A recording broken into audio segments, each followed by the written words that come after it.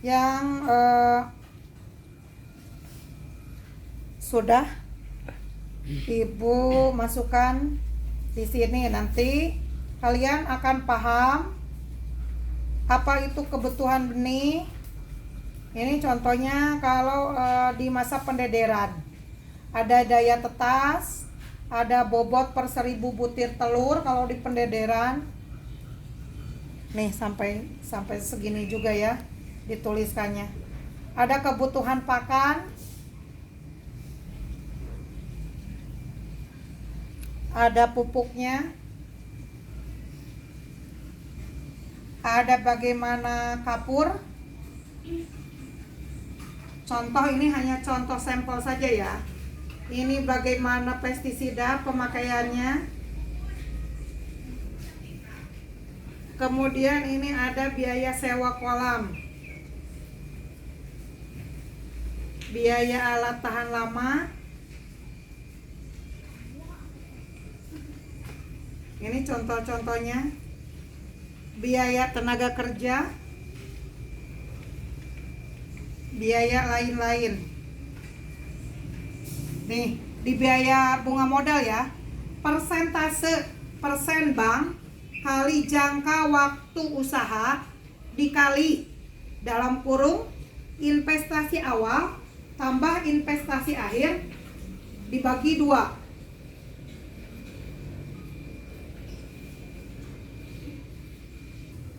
Nah, ini yang jadi pertanyaan, apa sih investasi awal? Roni, jangan melamun aja Ron. Apa itu investasi awal? Investasi awal yaitu seluruh biaya yang dikeluarkan sampai lahan kolam siap untuk ditanami. Ya. Kemudian investasi akhir, seluruh biaya yang dikeluarkan di luar bunga modal. Jadi seluruh biaya yang dikeluarkan kecuali bunga modalnya dihilangkan, ya. Seluruh biaya yang dikeluarkan di luar bunga modal.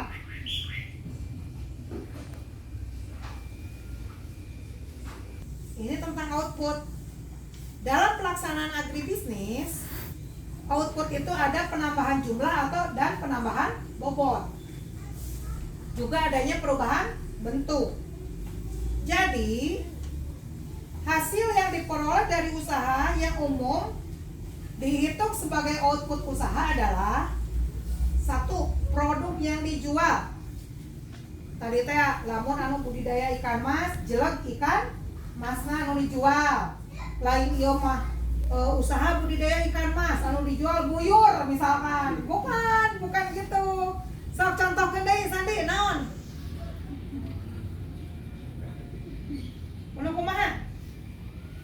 Lamun miara ikan lele ukuran konsumsi, meureun nu dijual teh lele ikan konsumsi. Lain ieu mah rek miara ikan lele anu konsumsi kalaka mawa bini anu ukuran 2 kilo. Sanes.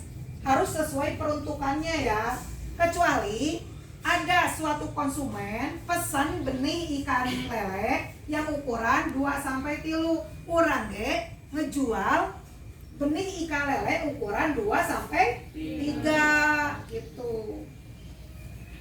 Produk yang disimpan, output teh, produk yang dijual, produk yang disimpan, produk yang dikonsumsi, produk yang diberikan kepada pihak lain, produk yang dijakatkan. Kade tah eta teh.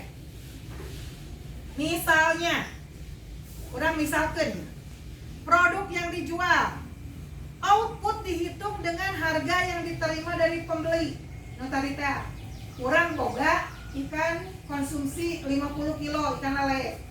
Berarti 1 kilona 25.000. 50 kilo dikali 25.000. Produk yang disimpan, output dihitung dengan harga taksiran.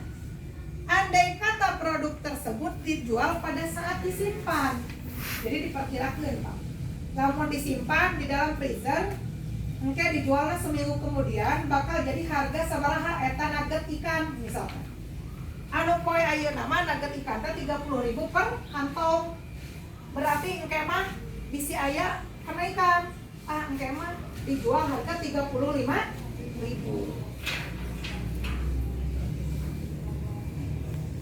Masuk ke yang terakhir, dilihat pendapatan. Output total dari usaha dapat sama dengan output utama atau output utama ditambah dengan output sampingan. Adik, output total dari usaha dapat sama dengan output utama. Kumanya? Ngerti nggak? Output total teh sama dengan output utama atau output utama ditambah output sampingan. Bisa output utama saja atau bisa output utama ditambah output sampingan. Contoh, output utama nama cana pembesaran ikan lele. Tapi di luhur balong aya memelihara genjer atau kangkung. Berarti kangkung kita sebagai apa? Sampingan, output sampingan. Jadi nu lele mah tadi 25.000 dikali 50 kilo. Ai kangkung mah meunang sabaraha beungkeut. Satu beungkeutna misalkan 1.500 atau 2.000. 2.000 dikali 10 beungkeut. Ya. Berapa? 2.000 dikali 10.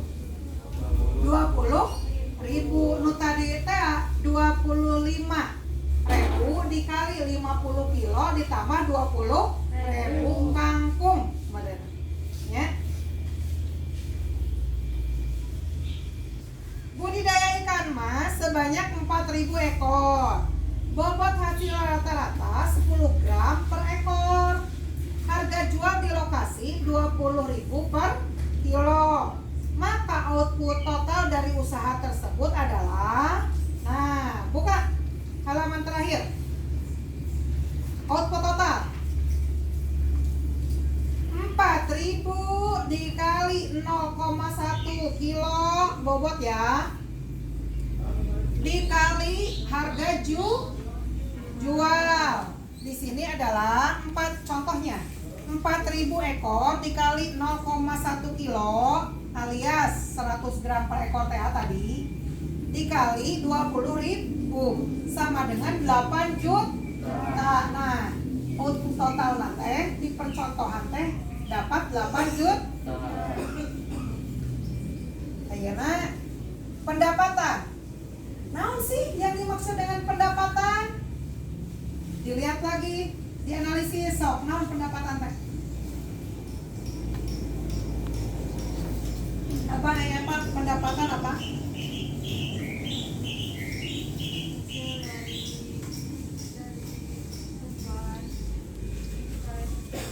Oh iya, bolehlah. Pendapatan adalah hasil yang diperoleh dari usaha yang telah dilaksanakan setelah dikurangi dengan biaya pengeluaran.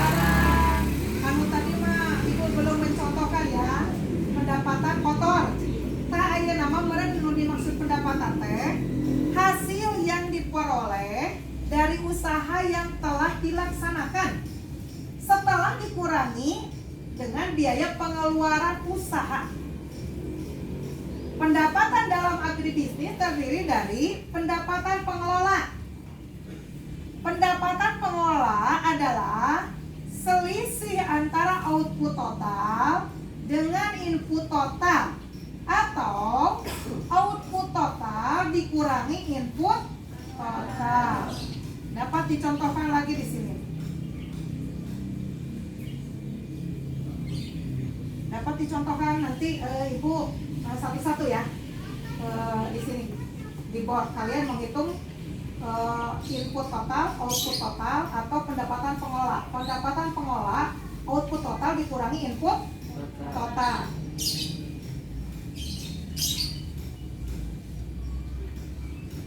Nah, ada lagi pendapatan agribisnis. Pendapat berbeda ya tadi. So, pendapatan pengelola naon tadi?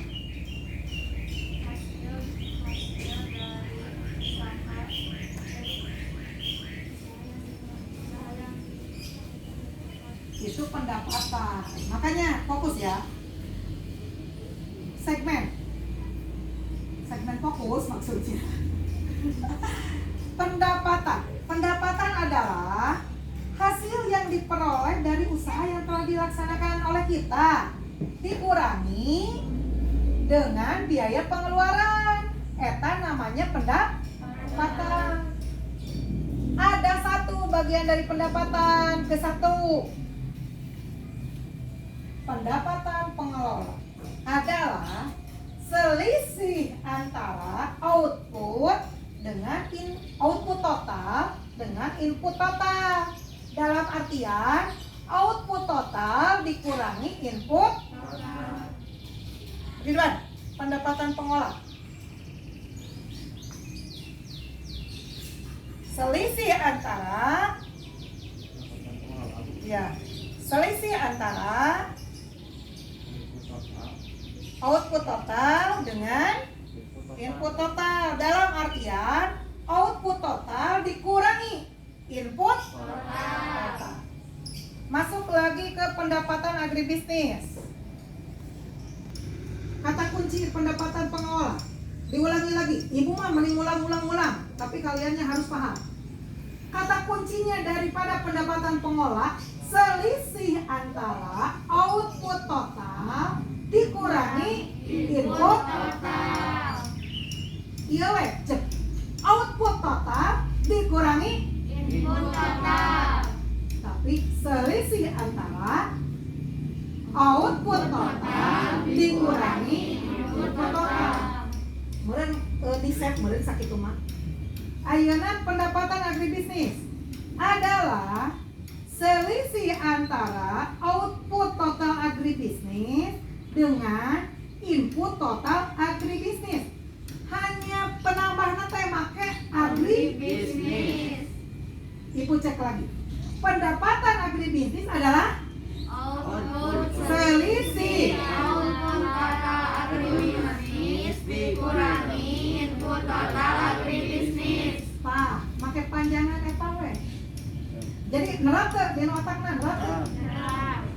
Pendapatan agribisnis sama dengan selisih output total agribisnis dikurangi input total agribisnis. Sip. Bu, ada beberapa percontohan lagi ya, dari mulai tenaga kerja dan sebagainya.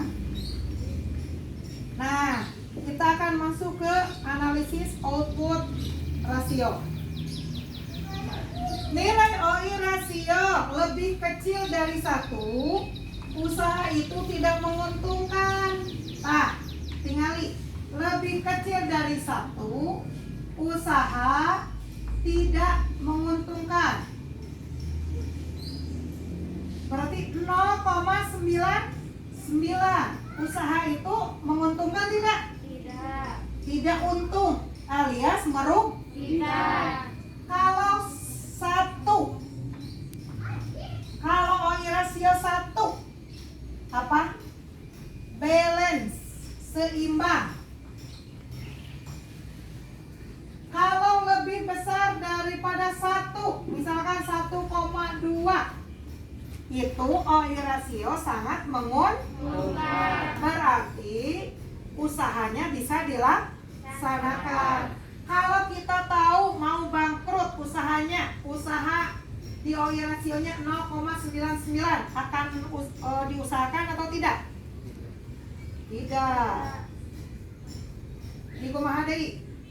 Skala prioritas, beralih lagi ke komoditas yang bisa menguntungkan. OI rasio 1 artinya seimbang, tidak untung, tidak rugi. Ini ada perhitungan OI rasionya. Contohnya ya, ini di sini ada. Contohnya di ini ada sampai BEP ya. BEP point. Nanti kalian dapat pelajari ya. Ini filenya Ibu kasihkan. Oke?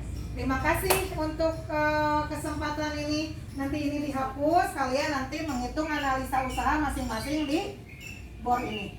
Ya oke, terima kasih. Assalamualaikum warahmatullahi wabarakatuh. Waalaikumsalam warahmatullahi wabarakatuh.